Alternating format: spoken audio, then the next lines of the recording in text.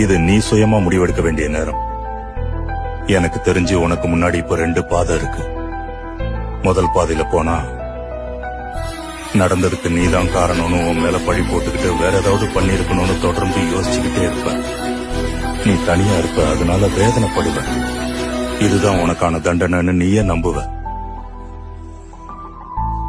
ஆனா 2வது பாதை இருக்கு. அதுல நடந்ததை ஏத்துக்கிறதுக்கு உனக்கு வழி கிடைக்கும். அவ முடிவை ஏத்துக்கிறதுக்கான வழி கிடைக்கும். அது உனக்கு பிடிக்கணும்னோ இல்ல புரியணும்னோ அவசியம் இல்லை. அத பத்தி யோசிக்க கூட வேண்டாம். அதை அப்படியே ஏத்துக்குவேன்.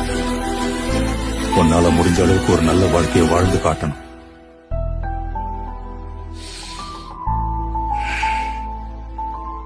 நான் முதல்ல சொன்ன பாதையில ஏற்கனவே போயிருக்கேன்.